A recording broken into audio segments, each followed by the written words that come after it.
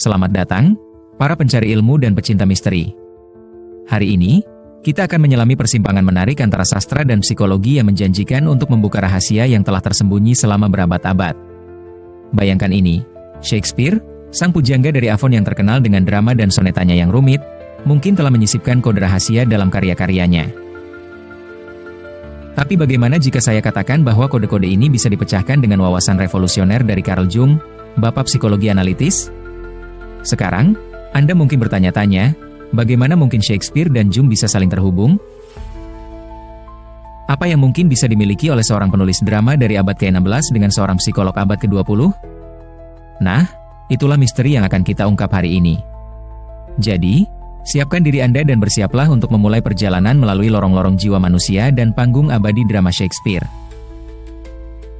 Mari kita mulai dengan sebuah pertanyaan. Pernahkah Anda membaca drama Shakespeare dan merasa ada hubungan aneh dengan para karakternya? Seolah-olah perjuangan mereka adalah perjuangan Anda sendiri? Ini bukan sekadar keajaiban dari cerita yang hebat. Ini adalah sekilas tentang ketidaksadaran kolektif, sebuah konsep yang diperkenalkan oleh Jung. Dia mengusulkan bahwa di balik pengalaman pribadi kita terdapat sebuah wadah bersama yang berisi kenangan dan arketipe, simbol dan tema universal yang menggema di berbagai budaya dan era. Ambil contoh kompleks Oedipus, istilah yang diciptakan oleh Freud tetapi dikembangkan lebih lanjut oleh Jung. Mitos Yunani kuno tentang Oedipus, yang tanpa sadar membunuh ayahnya dan menikahi ibunya, lebih dari sekadar cerita. Ini adalah arketipe yang mencerminkan konflik mendalam dalam diri manusia. Jung berpendapat bahwa arketipe-arketipe ini ada dalam diri kita semua, memengaruhi pikiran, mimpi, dan bahkan sastra kita. Sekarang, mari kita terapkan ini pada karya Shakespeare. Ambil contoh tragedi Hamlet. Sekilas, ini adalah kisah tentang balas dendam dan kegilaan. Namun, jika kita menggali lebih dalam dengan menggunakan wawasan Jung, kita bisa melihat perjuangan Hamlet sebagai manifestasi dari kompleks Oedipus. Keterikatan Hamlet pada hubungan ibunya dengan pamannya mencerminkan konflik batin Oedipus. Jung mungkin akan berpendapat bahwa ini bukan kebetulan, melainkan cerminan tema universal yang disentuh oleh Shakespeare, mungkin tanpa disadari. Tapi bagaimana dengan kode-kode rahasia itu? Disinilah segalanya menjadi lebih menarik.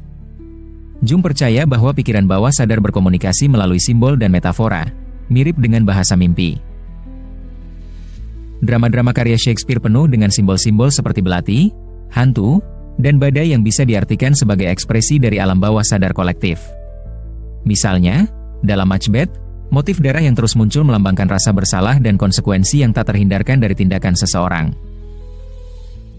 Ini bukan sekadar alat plot, ini adalah simbol arketipal yang beresonansi dengan penonton pada tingkat bawah sadar. Jung mungkin akan berpendapat bahwa kejeniusan Shakespeare terletak pada kemampuannya merajut simbol-simbol ini ke dalam narasinya, menciptakan lapisan makna yang berbicara tentang kondisi manusia. Mari kita berhenti sejenak dan merenungkan dampaknya. Jika benar bahwa Shakespeare menyalurkan kesadaran kolektif, maka karyanya bukan sekadar hiburan, melainkan jendela menuju jiwa manusia. Dengan menggunakan teori Jung, kita bisa mulai memecahkan kode karya-karya ini, mengungkap wawasan tentang diri kita dan kemanusiaan yang kita bagi bersama. Tapi tunggu dulu, masih ada lagi. Konsep bayangan dari Jung, yaitu aspek tersembunyi dan seringkali tertekan dari kepribadian kita, juga bisa diterapkan pada karakter-karakter Shakespeare.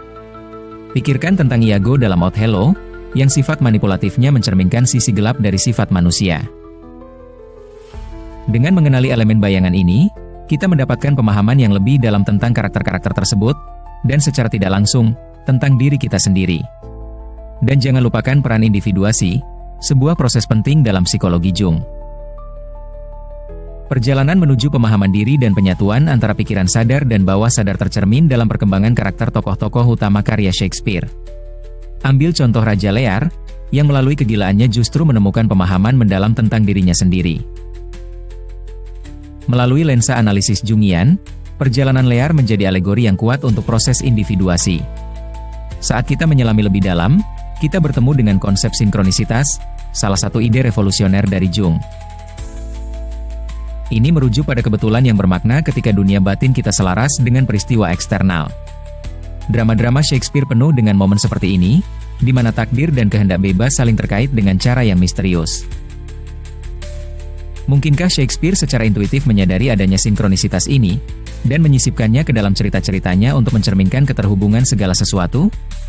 Sekarang, mari kita tambahkan lapisan lain pada jalinan rumit ini.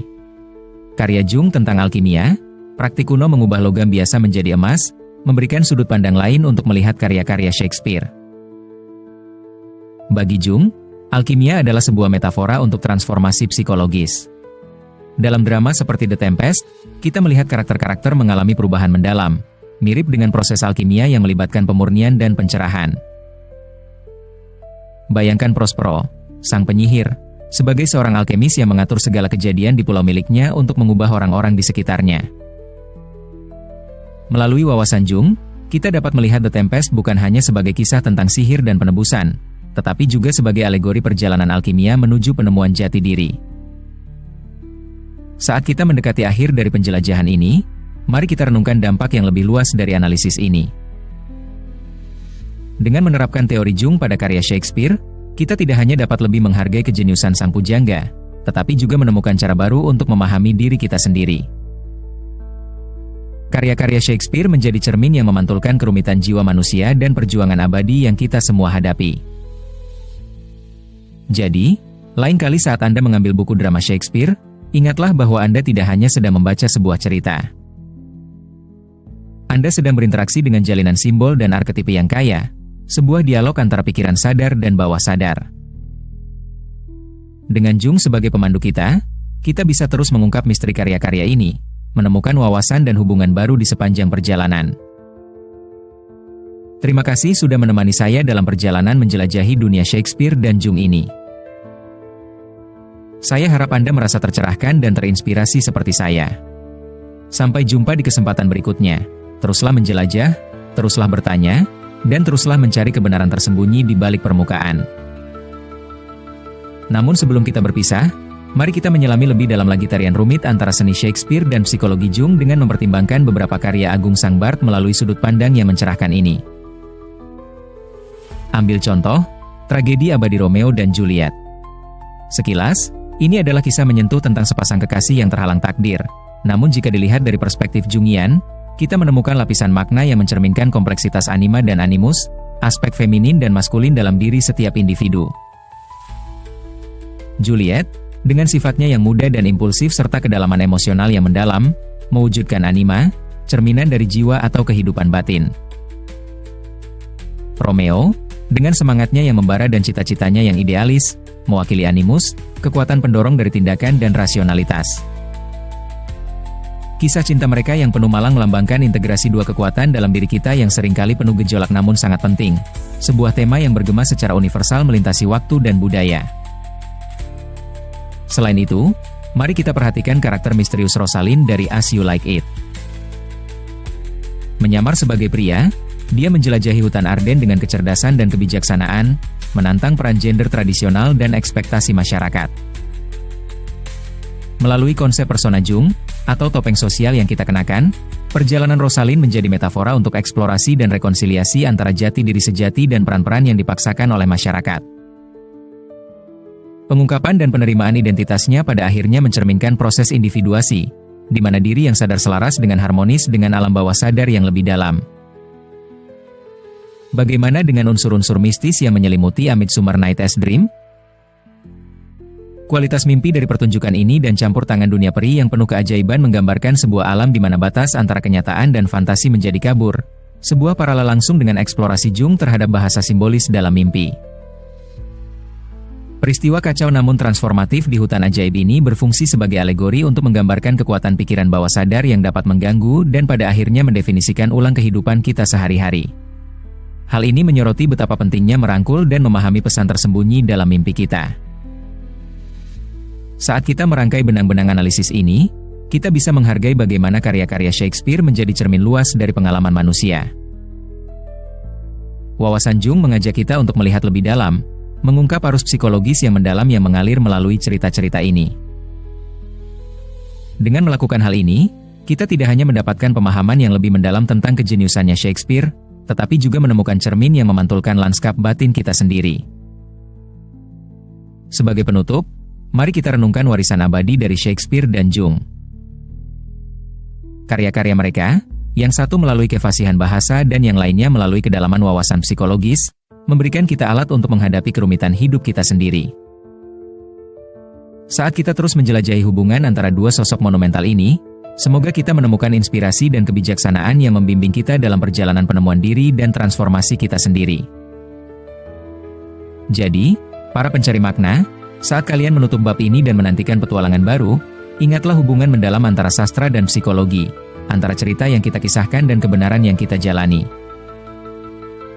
Dengan setiap lembaran yang kita balik dan setiap renungan yang kita lakukan, kita semakin dekat untuk mengungkap misteri kondisi manusia, satu wawasan demi satu wawasan. Terima kasih telah menemani saya dalam perjalanan yang penuh pencerahan ini. Sampai jumpa lagi, semoga jalan Anda dipenuhi dengan rasa ingin tahu, penemuan, dan gema abadi dari Sang Penyair.